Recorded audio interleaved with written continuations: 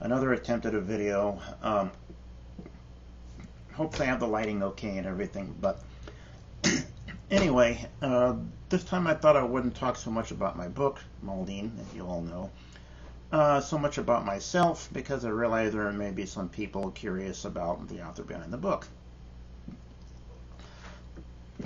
So, yes, I do a lot of writing. I write my own books. I'm a ghostwriter by day.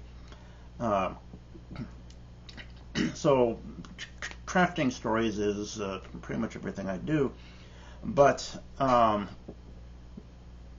also in part a scientist and philosopher at heart. I have a master's in physics and a second BS in math, and the reason why I mention that is because part of what I do in my spare time, since I was like in my teens, I try to figure the universe out. By the time I graduated high school, for instance, I'd come up with my own workable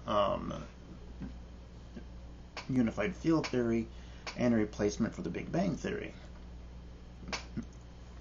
Stated in fairly simple and broad terms, and then I tweak and add to it as the years went on and I learned more. But also as I learned more in physics, I began to discover that basically I was right.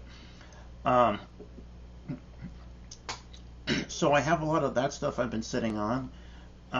Yes, occasionally things like that make it into my stories when I put, aside from the actual science behind things in there, I occasionally sneak in a few bits of my own science, my own theories. And recently, one of the things I'd gotten back several months ago to finally see if I can put some numbers on some of my theories. And end result for any sciencey geeks out there, I can now tell you where charge comes from, exactly why it is that protons and electrons have a charge,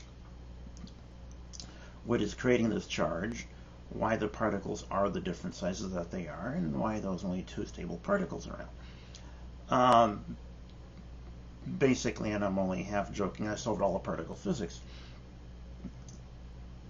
And I'm currently writing up a little paper. I don't know when I'll have the guts to submit it. I've been holding back on this stuff because the whole idea is I need to make a name for myself first so no one steals the darn stuff. Hopefully that time comes soon. The books begin selling and everything, and then you'll see me start being a bit more active and vocal about putting my other stuff out there and going, hey guys, not only do I have all these other books and everything, but I also have all these other theories I've been seriously working on. So, I'm both left and right brain. I have a lot of the sciencey stuff that I've been figuring out in the physics, and I can tell you how the cosmos came to be, and everything from the infinitesimal to the infinite.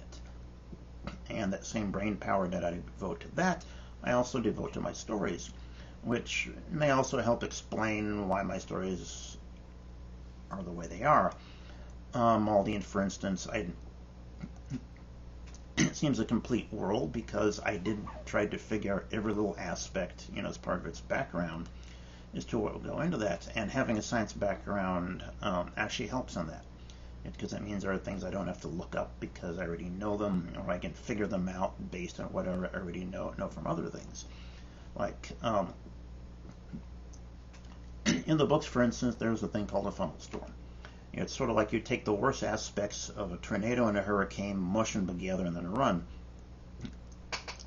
Thing is, when you have a planet with the conditions it has, 3 moons, whole lot of gravity and things like that, and these funnel storms are actually sort of theoretically possible. So things like that my science-minded half goes into thinking things out, and the reason why there's probably a lot more detail than you'll notice, because it can't interrupt the story, of course. But it is actually there in the background, and what makes it possible. That way, because it seems so real, you as a reader don't have to worry about that. You can just enjoy the story. anyhow, so as you can see, there's overlap between, you know, the two halves of my soul. And I even have a highly philosophical side, which generated something I came up with several years ago and actually snuck into the end of book 13. I'll keep a lid on that for now because it'll hit you in the face a lot harder, you know, when you come up with it in the context. But it is sort of my answer to the question of what it means to be right and wrong. Anyway, that's a brief look into more what I am.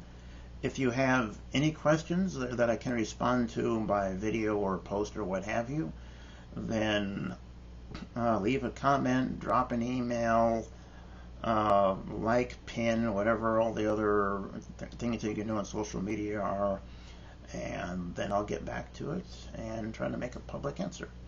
In the meantime,